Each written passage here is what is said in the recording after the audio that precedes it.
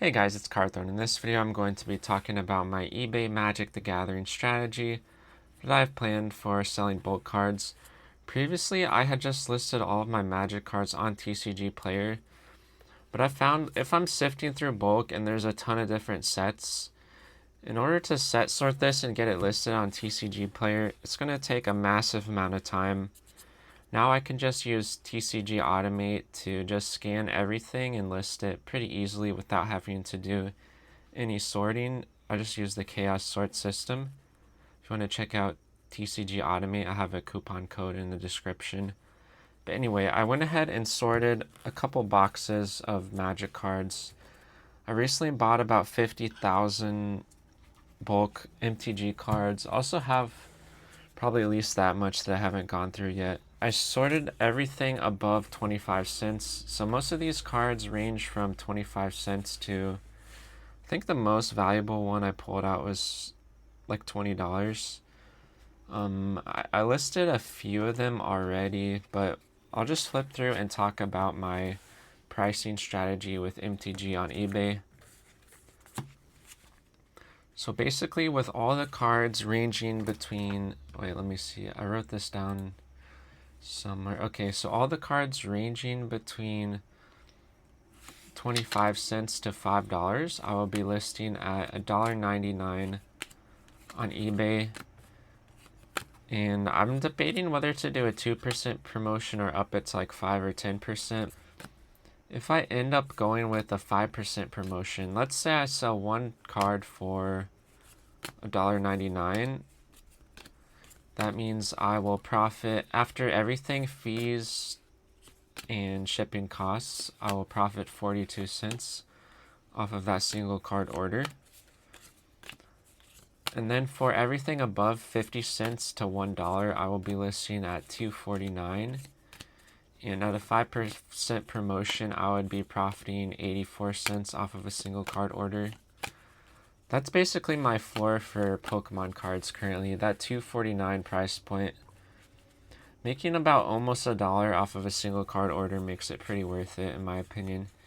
Then once people multi-cart stuff, you start making a lot more. And then at $1 to $1.50, I'll be pricing at $2.99. And at a 5% promotion, I will be profiting $1.25. And then anything like $1.50 to $2, I will price at $3.49 with $1.67 profit. And then my strategy to get people to buy more is I'm going to be running a buy 3 get 1 free promotion. And this, like every additional card they order after the first one substantially increases my profit. So let's say they purchase 4 cards for $1.99 each. With the promotion, I would be profiting $3.73 off of the order. So you compare that to only profiting about 42 cents from each card. I'd be more than doubling my profit off of those cards since they purchase more. You could even do like a buy 2 get 2 free, or like buy 2 get 1 free, but I'm gonna start off with the buy 3 get 1 free promotion and see how it goes. But yeah, as you can see, I pulled out a lot of nice cards out of this bulk. It's always great to get unsifted bulk. A lot of these cards are worth at least 50 cents, some over $1, some over $2. This is probably some of the best bulk for Magic I've ever gotten because it's completely unsifted. Cards like, I think 3 Visits is like a $6 card. Nature's Lore, a few bucks. That one's like over $1, if I remember right. So yeah, we got some really good bulk. And imagine I went through and set sorted all of these to list on TCGplayer. That would take me like hours and hours, whereas I could just list everything on eBay through TCG Automate, chaos sort it. I could get all of this listed today, to be honest. I've been doing like a few hundred cards a day lately. And I could do more, honestly. I just get tired of listing sometimes. But it's pretty fun with the automation software. So yeah, not too bad. Some older Dark Ritual artworks. I think these are maybe a few bucks. They are played though, so I sifted everything based on the near mint prices. Basically, I just used my knowledge of Magic because I used to play a ton. I was pretty good at the game at one point. So if I just see a card that I think has value, I'll just scan it real quick with the Monobox app to double check it. It doesn't really detect the set correctly, but that's not important because usually most of the normal variants are around the same price. So if one of them scans above 25 cents, it's more than likely the copy you have is also worth that much. Yeah, just a ton of playable cards we pulled out of the bulk. What else is there to talk about? But yeah, I've listed a few hundred cards from MTG on eBay already, and I've been getting a decent number of sales. Mostly one card orders though, so my promotion hasn't really worked out too well yet, but I think once I get a lot more Magic cards listed, I will be getting more of those multi-quantity orders. Because right now my eBay store is just majority Pokemon cards. And honestly, Pokemon does so well. I was always hesitant to try out Magic on eBay. Because I feel like with Pokemon you get a lot more of the casual, just like collectors that will buy anything and even overpay for some stuff.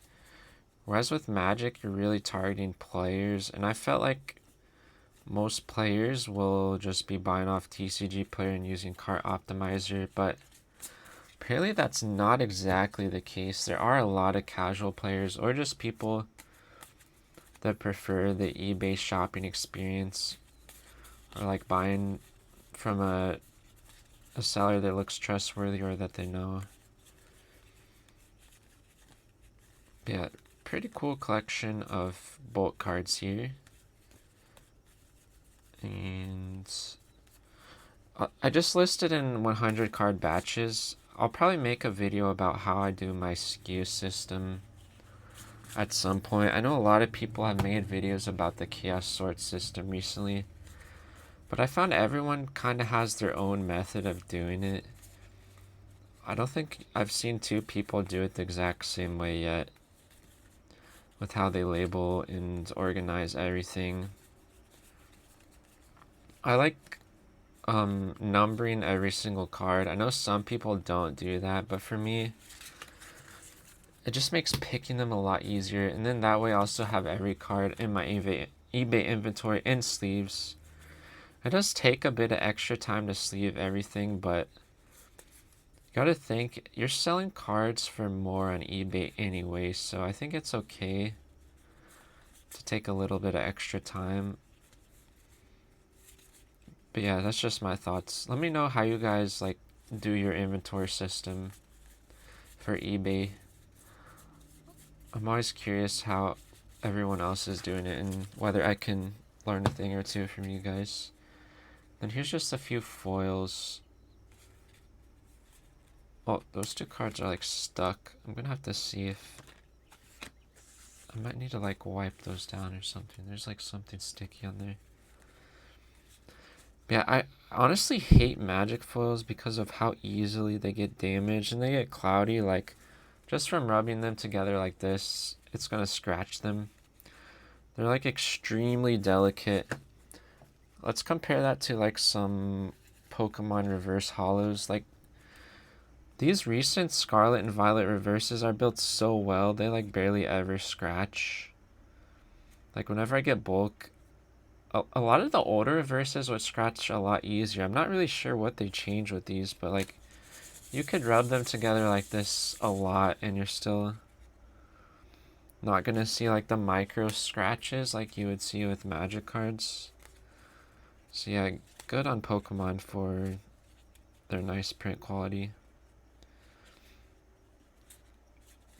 Yeah, I think that's all I have to show for now. I still need to sift through tons and tons of bulk. This was just a few hundred cards I pulled out, and like I said, minimum profit per card here will be about 42 cents, assuming I only sold every single card as individual cards. So that's not bad at all, considering we paid half a cent each for the bulk. Like, in terms of percent returns, bulk is just insane.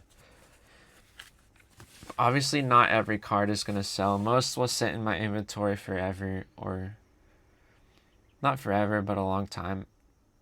But yeah, thanks for watching. Hope you guys got something out of this video. Let me know if you have any questions.